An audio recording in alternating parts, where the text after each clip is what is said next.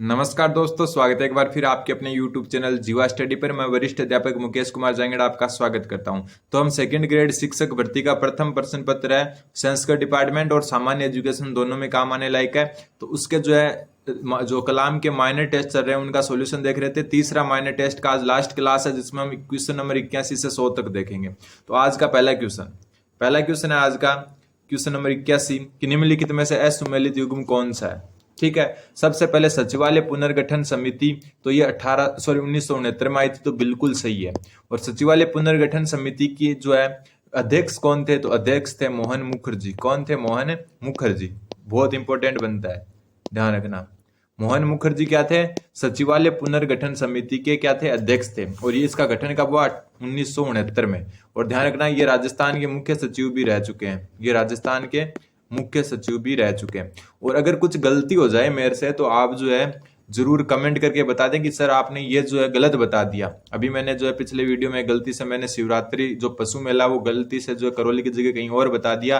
तो कमेंट एक ऐसे कर रहे हैं भाई साहब, जैसे कि मतलब ऊपर मतलब मारने को तैयार हो रहे हैं, ऐसे कमेंट कर रहे हैं। तो आप ऐसा ना करके ये जरूर बता दें कि ये गलत बता दिया आपने, इसको ये कर दें, ताकि मैं कमेंट पिन कर दूंगा, जिससे सभी को पता चल जाए कि ये गलती हो गई। ठीक है, तो अब बात करते हैं दूसरी। सचिवालय पुनर्गठन समिति 1969 ठीक है, मोहन मुखर्जी के नेतृत्व में इसकी जो है गठन किया गया था। फिर है प्रशासनिक सुधार आयोग। प्रशासनिक सुधार आयोग का गठन जो है 1992 में किया गया था, बिल्कुल सही है। ये केंद्र सरकार की जो है समिति थी। ठीक है, फिर हरिश्चंद्र माथुर समिति 1963। हरिश्चंद्र माथुर समिति 1963, तो ये भी बिल्कुल सही है। ठीक है, प्रशासनिक सुधार समिति है, इसके बारे में मैं थोड़ा सा आपको बता देता हूं। इसके जो अध्यक्ष थे वो थे जीके भनोत। कौन थे? जीके भनोत। और इस कारण इसको भनोत समिति भी कहा जाता है। क्या कहा जाता है? भनोत समिति। भनोत समिति। तो इस बात का थोड़ा सा आप ध्यान रखें। सचिवालय पुनर्गठन समिति मोहन मुखर्जी अध्यक्ष, जो मुख्य सचिव भी थे राजस्थान के 1969 में। प्रशासनिक सुधार समिति जो जीके भनोत की अध्यक्षता में बनी थी, इसको भनोत समिति भी कहते हैं, 1992 में। ठीक है, फिर हरिश्चंद्र माथुर समिति 1963 में, तो ये भी बिल्कुल सही है। फिर राजस्थान प्रशासनिक सुधार आयोग, तो ये जो 1966 में नहीं बना था, ये 1999 में बना था। कौन सा आयोग? राजस्थान प्रशासनिक सुधार आयोग। और इसके अध्यक्ष थे राजस्थान के सीएम रह चुके थे, उस टाइम सीएम नहीं थे, सीएम रह चुके कौन? शिवचरण माथुर।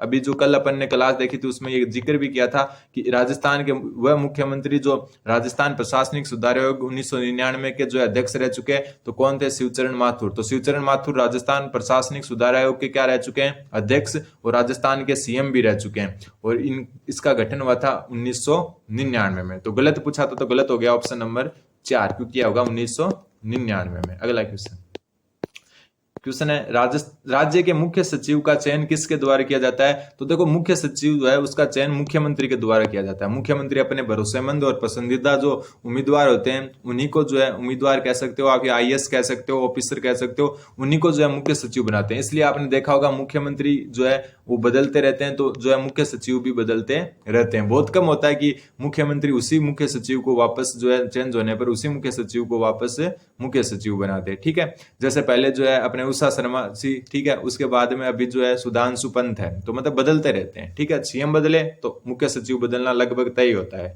अगला क्वेश्चन, तो मुख्यमंत्री द्वारा ही इनका चयन किया जाता है। फिर मुख्य सचिव के संदर्भ में निम्नलिखित कथनों पर विचार करना है। सबसे पहले, मुख्य सचिव राज्य शासन में प्रशासनिक दृष्टि से सर्वोच्च पद होता है, तो ये बिल्कुल सही बात है।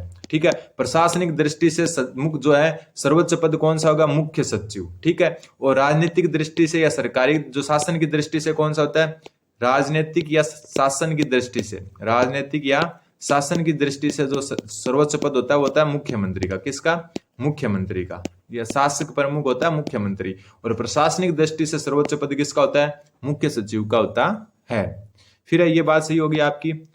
दूसरी आता है आपका, ये राज्य प्रशासन का मुख्य समन्वयक एवं मुख्यमंत्री का सलाहकार भी होता है, तो बिल्कुल सही बात है। मुख्य सचिव जो है वो मुख्यमंत्री के सलाहकार के रूप में भी कार्य करता है। अगर मान लो कि राज्य में आपातकाल लग जाए, क्या लग जाए? राज्य में आपातकाल लग जाए, राज्य में आपातकाल लग जाए, तो ये जो मुख्य सचिव होता है ये फिर किसका जो है? राज्यपाल का सलाहकार बन जाता है। क्या बन जाता है? राज्यपाल का सलाहकार। ये भी इंपॉर्टेंट बनता है, कई बार आ चुका है कि अगर किसी देश किसी राज्य में अगर आपातकाल लग जाए तो जो है मुख्य सचिव किसका सलाहकार बन जाएगा, तो राज्यपाल का सलाहकार बन जाएगा। वरना किसका होता है, मुख्यमंत्री का सलाहकार होता है और मुख्य समन्वयक भी होता है प्रशासन का। और प्रशासनिक दृष्टि से सर्वोच्च पद भी कौन सा होता है, मुख्य सचिव का पद होता है। तो 83 में जो है 1 और 2 दोनों सही है, तो ऑप्शन नंबर 3 इसका सही उत्तर हो गया। अगला क्वेश्चन है 84 नंबर क्वेश्चन कि राज्य के मुख्य सचिव को अविशिष्ट वसीयतदार क्यों कहते हैं। अवशिष्ट वसीयतदार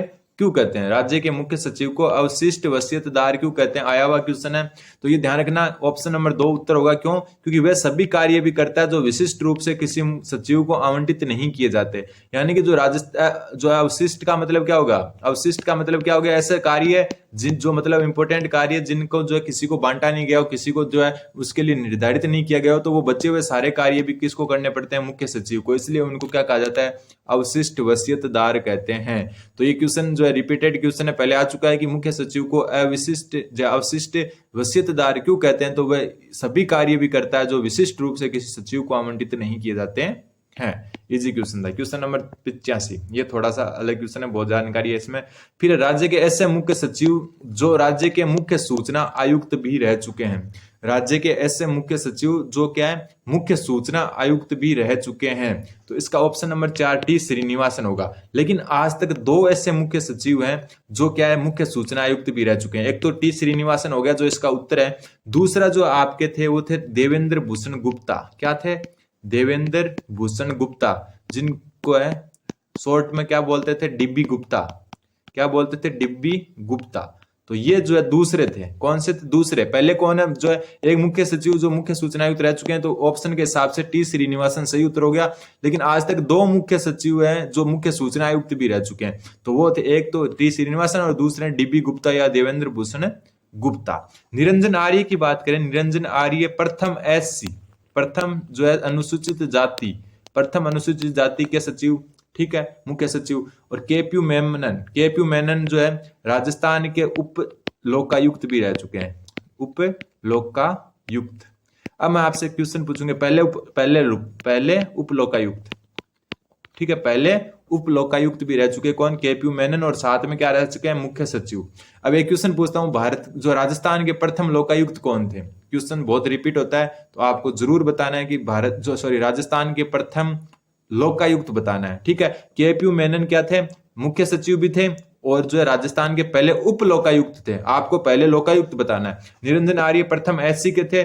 टी श्रीनिवासन जो है ऐसे मुख्य सचिव थे जो मुख्य सूचना आयुक्त भी रह चुके हैं। और देवेंद्र भूषण गुप्ता या डीबी गुप्ता भी ऐसे मुख्य सचिव थे जो मुख्य सूचना आयुक्त रह चुके हैं। और मोहन मुखर्जी के बारे में अभी पढ़ के आए ऊपर, मोहन मुखर्जी जो है जो सचिवालय पुनर्गठन समिति है उसके अध्यक्ष रह चुके थे। तो उत्तर हो जाएगा आपका ऑप्शन नंबर 4 टी श्रीनिवासन जो मुख्य सूचना आयुक्त रह चुके हैं, और साथ में डीबी गुप्ता भी। क्वेश्चन नंबर 86, सबसे पहले न्यूनतम कार्यकाल वाले मुख्य सचिव। तो न्यूनतम जो है कार्यकाल वाले कौन थे, RD थापड़। तो इस कैसे याद रखेंगे कि मुख्य सचिव बने, थाप के लगाया, वापस चले गए, तो ये हो गया RD थापर। तो RD थापर जो है न्यूनतम कार्यकाल वाले मुख्य सचिव थे। फिर अनुसूचित जाति के प्रथम मुख्य सचिव अभी पढ़ाया अपन ने SC के, कौन थे, जो है निरंजन आर्य। फिर प्रथम मुस्लिम मुख्य सचिव, प्रथम मुस्लिम, तो नाम से ही पता चल रहा है कौन सा, सलाउद्दीन अहमद। फिर राजस्थान के ऊपर देखते हैं, ये देखो ये अपन चर्चा करके आ गए, बस ये जीवा स्टडी पर आपको अलग मिलेगा। सब न्यूनतम कार्य वाले RD थापर, अनुसूचित जाति वाले निरंजन आर्य, प्रथम मुस्लिम सलाउद्दीन अहमद, और राजस्थान के प्रथम व एकमात्र लोकायुक्त रहने वाले मुख्य सचिव केपी मेनन। और मैंने आपसे पूछा है कि ये तो प्रथम क्या थे, उप लोकायुक्त थे। आपको प्रथम लोकायुक्त बताना है राजस्थान का। और ध्यान रखना सिर्फ एकमात्र, ध्यान रखना उप लोकायुक्त जो है एक ही बार बना था, उसके बाद में कोई भी उप लोकायुक्त नहीं बना, सिर्फ लोकायुक्त ही बने। तो देखना केपी मेनन क्या हो जाएगा, इसका हो जाएगा। तो आमने सामने वाले ही सारे मिक्स किए हुए हैं, इसमें सुमेलित किए हुए हैं। अगला क्वेश्चन ये है कि निम्न में से कितने युग्म असुमेलित है। निम्नलिखित में से कितने युग्म असुमेलित है। तो श्रीमती कुशल सिंह, ये जो है प्रथम महिला जो मुख्य सचिव, प्रथम महिला मुख्य सचिव, ठीक है, प्रथम महिला मुख्य सचिव। कुछ गलती हो जाए तो आप जो है कमेंट करके जरूर बताएं, जिससे क्या है उस गलती को सुधारा जा सके। तो प्रथम महिला मुख्य सचिव कौन थी? श्रीमती कुशल सिंह। और वो किसके काल में थी? अशोक गहलोत के काल में। तो बिल्कुल सही है। एक बात ध्यान रखना आप, कई बार ये क्वेश्चन भी बन सकता है कि जो है निम्नलिखित जो प्रथम महिला मुख्य सचिव श्रीमती कुशल सिंह किस मुख्यमंत्री के कार्यकाल में थी? तो ध्यान रखना अशोक गहलोत। फिर राजीव महर्षि, ये वसुंधरा राजे के काल में थे। तो बिल्कुल सही है। फिर है भगत सिंह मेहता, इनको भगवंत सिंह मेहता भी बोलते हैं और भगत सिंह मेहता बोलते हैं। और भगत सिंह मेहता के बारे में बता दूं, पर नहीं बता पाया, ये राजस्थान में सर्वाधिक कार्यकाल वाले मुख्य सचिव है, सर्वाधिक कार्यकाल वाले मुख्य सचिव। तो ध्यान रखना इस बात का, भगवंत सिंह मेहता या भगत सिंह मेहता है सर्वाधिक कार्यकाल वाले जो है मेहता और जो सचिव। और एक जो भगवत सिंह मेहता है, ये राजस्थान कैडर के पर जो है राजस्थान कैडर के होके भी जो है मुख्य सचिव रह चुके हैं। तो ये दो चीज भगवंत सिंह के बारे में पता लगानी है आपको, या ध्यान रखना है कि सर्वाधिक कार्यकाल भगत सिंह या भगवंत सिंह मेहता, राजस्थान कैडर के जो है मुख्य सचिव भगवंत सिंह मेहता या भगत सिंह मेहता, कुशल सिंह प्रथम महिला मुख्य सचिव। फिर जो है ये मोहनलाल सुखाड़िया के काल में थे, बिल्कुल सही है। फिर बात करते हैं सांवलदास उज्जवल। तो सांवलदास उज्जवल, जिनको एसडी उज्जवल भी कहते हैं, क्या कहते हैं? एसडी उज्जवल। तो ये जो है हृदय जोशी के काल में नहीं थे, ये भी कब थे? मोहनलाल सुखाड़िया के काल में थे, मोहनलाल सुखाड़िया के ही काल में थे ये भी। तो ये इसका सही उत्तर है, हो जाएगा। तो ऑप्शन नंबर 4 क्या है? असुमेलित है, बाकी सब सुमेलित है। तो केवल एक युग्म असुमेलित है। कितने युग्म असुमेलित है? केवल एक, चौथा युग्म जो है असुमेलित है। ये नए प्रकार के क्वेश्चन आए कलाम के द्वारा। फिर अगला क्वेश्चन है, ये क्वेश्चन का जो है हम जिक्र पहले ही कर चुके हैं, फिर भी वापस आ गया तो अपने को उत्तर हाथों हाथ पता हो जाएगा अगर ऊपर की जो क्लास अगर स्किप नहीं किया आपने, कि राष्ट्रीय आपातकाल एवं राज्य में संवैधानिक तंत्र की विफलता पर राष्ट्रपति शासन की घोषणा के समय मंत्रिमंडल निष्क्रिय होने के बाद में मुख्य सचिव की भूमिका होगी। मैंने ऊपर बता चुका आपको कि मुख्य सचिव क्या होता है? जो मुख्यमंत्री होता है, सीएम होता है, उसका सलाहकार होता है। लेकिन जब आपातकाल लग जाता है तो वो किसका जो सलाहकार बन जाता है? राज्यपाल का। किसका सलाहकार बन जाता है? राज्यपाल का। ये ऊपर बात हो चुकी, तो ऑप्शन नंबर सी इसका सही उत्तर हो जाएगा कि राज्यपाल के सलाहकार के रूप में अगर राष्ट्रपति शासन या आपातकाल लग जाता है राज्य में, तो मुख्य सचिव फिर मुख्यमंत्री का सलाहकार ना रहकर किसका हो जाता है? राज्यपाल का सलाहकार बन जाता है। अगला क्वेश्चन नंबर 89। अब कुछ करंट के क्वेश्चन है, थोड़े से अच्छे से देखना आप। क्वेश्चन नंबर 89 की लोकसभा आम चुनाव 2024 के संबंध में निम्नलिखित कथनों पर विचार कीजिए। इन चुनावों में राजस्थान का कुल मतदान प्रतिशत 62.10% रहा। तो बिल्कुल सही है, ठीक है। इन चुनावों में राजस्थान में सर्वाधिक वोट प्रतिशत भारतीय जनता पार्टी को प्राप्त हुआ। तो ये भी बिल्कुल सही है। जो सबसे ज्यादा वोट प्रतिशत है वो बीजेपी को प्राप्त हुआ। तो ये भी बिल्कुल सही है। इन चुनाव में राजस्थान की 3 महिला सांसद चुनी गई। तो ये भी सही है। कौन कौन थी? एक तो आपकी जयपुर से मंजू शर्मा।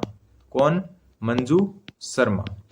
दूसरी ये बीजेपी की थी। दूसरी राजसमंद, ये थी महिमा कुमारी जी, मेवाड़ महिमा कुमारी जी, ठीक है। और तीसरी ये भी बीजेपी की है। तीसरी है भरतपुर की संजना जाटव। और ये किसकी थी? कांग्रेस की संजना जाटव। तो ये 3 थी। पहली जयपुर से जो है मंजू शर्मा बीजेपी, राजसमंद से महिमा कुमारी मेवाड़ बीजेपी, भरतपुर से जो है संजना जाटव कांग्रेस। तो ये 3 महिला सांसद जो है राजस्थान से चुनी गई। और जो सर्वाधिक वोट प्रतिशत किसको प्राप्त हुआ? भारतीय जनता पार्टी को। तो तीनों कथन सही है ये। तो ऑप्शन नंबर 1, 2 और 3 सही है। तो ऑप्शन जो चौथा क्या हो गया? सही हो गया। अगला क्वेश्चन, मुख्य सचिव के संदर्भ में असत्य कथन बताना है। देखो वापस मुख्य सचिव आ गए हैं। मुख्य सचिव के बारे में असत्य कथन बताना है। सबसे पहला, ये मुख्य सचिव भारत सरकार एवं राज्य प्रशासन के मध्य शासकीय संवाद का औपचारिक चैनल है। बिल्कुल, मुख्य सचिव क्या करता है? भारत सरकार एवं राज्य प्रशासन के मध्य शासकीय संवाद का औपचारिक चैनल है। मतलब जो आगे से जो कैबिनेट जो सचिव होता है, मुख्य कैबिनेट जो सचिव होता है, जिसको हम कह सकते हैं हम मुख्य सचिव, जो पूरे भारत का मुख्य सचिव होता है, ऐसे कह सकते हैं। उनके द्वारा जो भी जो है भारत सरकार की जो योजनाएं वगैरह, जो भी संचालन है, जो भी कार्यविधि है, वो राज्य सरकार तक जो है मुख्य सचिव के माध्यम से ही पहुंचती है, ठीक है। दूसरी बात कि मुख्य सचिव का कार्यकाल अनिश्चित होता है। तो बिल्कुल सही है। मुख्य सचिव का कोई फिक्स कार्यकाल नहीं होता है। अभी ऊपर बताया था मैंने कि मुख्यमंत्री अपनी पसंद के अनुसार इनको चेंज करते रहते हैं। तो इनका कोई कार्यकाल नहीं होता। एक मुख्यमंत्री के काल में 6-6, 7-7 मुख्य सचिव रह जाते हैं और कई बार एक ही रहता है। तो मुख्य सचिव का कार्यकाल अनिश्चित होता है। सभी राज्यों के मुख्य सचिवों के वार्षिक सम्मेलन की अध्यक्षता राष्ट्रपति करता है। तो बिल्कुल गलत है। कौन करता है? कैबिनेट सचिव। कौन करता है? कैबिनेट सचिव। जो भारत सरकार के मुख्य सचिव टाइप से होते हैं ना, कैबिनेट सचिव, वो इनकी करते हैं। फिर है मुख्य सचिव कार्मिक विभाग प्रशासनिक सुधार एवं योजना विभाग का प्रशासनिक अध्यक्ष होता है, तो बिल्कुल सही है। मुख्य सचिव क्या होता है? कार्मिक विभाग प्रशासनिक सुधार एवं योजना विभाग का क्या होता है? प्रशासनिक अध्यक्ष होता है। शासकीय अध्यक्ष अलग होता है, प्रशासनिक अध्यक्ष अलग होता है। तो असत्य पूछा था, तो असत्य कौन हो गया? आपने जो है सभी राज्यों के मुख्य सचिवों के वार्षिक सम्मेलन की अध्यक्षता राष्ट्रपति करता है? बिल्कुल नहीं। कौन करता है? कैबिनेट सचिव करता है। अगला क्वेश्चन, क्वेश्चन नंबर 91, ई सचिवालय के संबंध में शामिल सेवा नहीं है। तो देखो, ई सचिवालय में 3 सेवाएं शामिल है जिनको आप याद रख सकते हो। एक तो जीजी, एक जीबी और एक जीई। ध्यान रखना, एक तो गवर्नमेंट टू गवर्नमेंट, तो पहली तो शामिल है। दूसरे गवर्नमेंट टू बिजनेस, तो दूसरी भी शामिल है। तीसरे गवर्नमेंट टू एम्प्लॉय, ये भी शामिल है। लेकिन गवर्नमेंट टू सिटीजन जो शामिल है वो ई सचिवालय में शामिल नहीं है। तो नहीं पूछा है, तो उत्तर नंबर 4 इसका सही उत्तर हो जाएगा। ठीक है। अगला क्वेश्चन, क्वेश्चन नंबर 92। क्वेश्चन 92 क्या कह रहा है कि Swami Vivekananda scholarship for academic excellence योजना के संबंध में निम्नलिखित कथनों पर विचार कीजिए और सत्य कथन आपको बताना है। इस योजना के अंतर्गत 8 लाख से कम आय वाले विदेश में अध्ययनरत छात्रों को कोर्स अवधि के प्रथम वर्ष में प्रति माह 50,000 रुपए लिविंग एक्सपेंसेस के रूप में मिलते हैं। तो बिल्कुल गलत है। कितने मिलते हैं? 75,000 रुपए। कितने मिलते हैं? 75,000 पर मंथ। इसमें देखो 3 कैटेगरी है। एक तो 8 लाख से कम, ठीक है, एक तो क्या है 8 लाख से कम, दूसरी है 8 से 25 लाख, ठीक है, और तीसरी है 25 लाख से प्लस। ये 3 कैटेगरी है। तो जो 8 लाख से कम वाली है उसमें 75,000 रुपए मिलते हैं। जो 8 से 25 लाख वाली है उसमें 50,000 प्रति माह मिलते हैं। और 25 लाख प्लस वाली में जो है लिविंग एक्सपेंशन के रूप में कोई भी पैसा नहीं मिलता है। इसमें कोई भी नहीं मिलता। इसमें 50,000 मिलते हैं और इसमें 75,000। तो यहाँ 8 लाख से कम पूछा तो यहाँ 50 नहीं होगा, कितना होगा? 75। तो पहला तो क्या हो गया? गलत हो गया। ठीक है, दूसरा देखते हैं।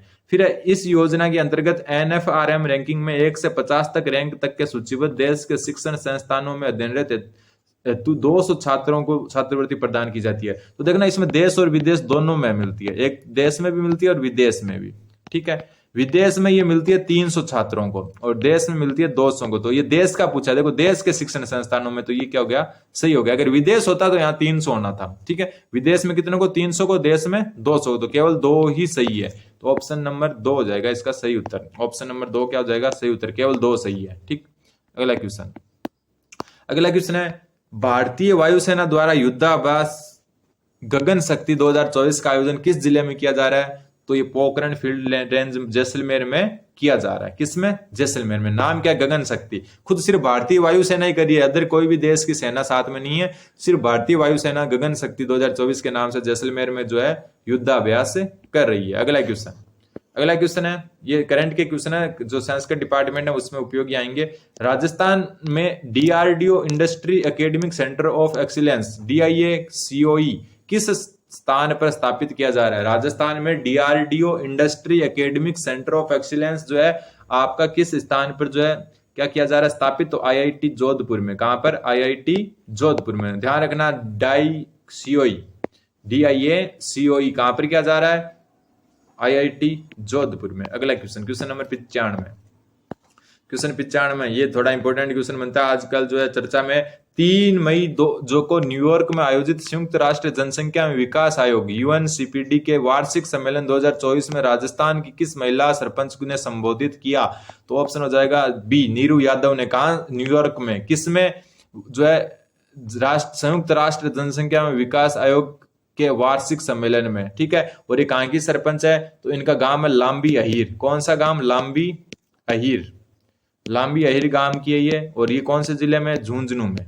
ठीक है, कौन से जिले में? झुंझुनू में। एक क्वेश्चन जो आ सकता है कि नीरू यादव को हॉकी वाली सरपंच भी कहा जाता है। हॉकी वाली सरपंच क्या कहा जाता है? हॉकी वाली सरपंच। तो इस बात का आपको ध्यान रखना है। तो जो है 3 मई को न्यूयॉर्क में आयोजित संयुक्त राष्ट्र जनसंख्या और विकास आयोग के वार्षिक सम्मेलन में नीरू यादव जो राजस्थान की एक महिला सरपंच है, कौन से गांव की? लांबी अहीर गांव। कौन से जिले में? झुंझुनू में। और इनको हॉकी वाली सरपंच भी कहते हैं। इन्होंने संबोधित किया। Question number 96। 38वीं, ये तो डायरेक्ट याद रखना आपको, 38वीं यूथ राष्ट्रीय बास्केटबॉल प्रतियोगिता। 38वीं यूथ राष्ट्रीय बास्केटबॉल प्रतियोगिता में राजस्थान ने किस टीम को हराकर खिताब जीता? तो पंजाब को हराकर। ध्यान रखना, 38वीं यूथ राष्ट्रीय बास्केटबॉल प्रतियोगिता में पंजाब को हराकर राजस्थान ने क्या जीता, खिताब जीता। ये तो डायरेक्ट याद रखने जैसा है। 97 क्वेश्चन, ये वापस करंट का ही क्वेश्चन है, चुनाव से रिलेटेड क्वेश्चन है कि लोकसभा आम चुनाव 2024 में राजस्थान के किस लोकसभा निर्वाचन क्षेत्र में सबसे कम मतदान प्रतिशत रहा। तो सबसे कम मतदान प्रतिशत आपका रहा करौली धौलपुर में। ठीक है, करौली धौलपुर जो लोकसभा है उसमें सबसे कम। और सबसे अधिक की बात करें, सबसे अधिक की बात करें तो ये रहा आपके बाड़मेर लोकसभा में। ध्यान रखना, बाड़मेर लोकसभा, जो जैसलमेर बाड़मेर दोनों साथ में नाम भी आ सकते हैं, जैसलमेर बाड़मेर, क्योंकि दोनों के एक ही लोकसभा क्षेत्र है। तो जैसलमेर बाड़मेर लोकसभा क्षेत्र में सर्वाधिक जो है मतदान रहा और सबसे कम करौली धौलपुर लोकसभा क्षेत्र में रहा। क्वेश्चन नंबर 98, क्वेश्चन 98 की 26 अप्रैल 2024 को भारतीय सेना ने स्वदेशी डिलीवरी प्लेटफॉर्म का परीक्षण कहां किया। तो स्वदेशी डिलीवरी प्लेटफॉर्म का परीक्षण पोखरण जो फील्ड फायरिंग रेंज जैसलमेर है वहां पर किया। तो ये जो है डायरेक्ट याद रख सकते हो आप। भारतीय सेना ने स्वदेशी डिलीवरी प्लेटफॉर्म का परीक्षण कहां किया, पोखरण जो फील्ड फायरिंग रेंज है जैसलमेर वहां किया। अगला क्वेश्चन है रूट्स ऑफ राजस्थान अभियान का मुख्य उद्देश्य। रूट्स ऑफ राजस्थान अभियान का मुख्य उद्देश्य क्या है। तो राजस्थान में पर्यटन को बढ़ावा देना। तो रूट्स ऑफ राजस्थान अभियान का प्रमुख उद्देश्य क्या है, राजस्थान में पर्यटन को बढ़ावा देना। और इस जो प्रश्न पत्र का लास्ट क्वेश्चन है आपका कि आंध्र प्रदेश के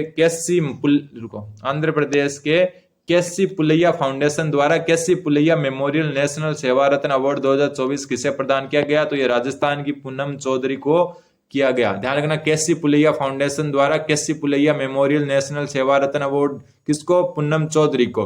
अब आपको ये बताना है पूनम चौधरी कौन से जिले से संबंधित है और कहाँ जो फाउंडेशन है वो कहाँ पर है, आंध्र प्रदेश में। तो ये अपना माइनर टेस्ट 3 कंप्लीट हो चुका है। कल हम लेके आएंगे माइनर टेस्ट 4 की क्लास। तो धन्यवाद, बन रहे हैं जीवा स्टडी के साथ, सब्सक्राइब जरूर करें।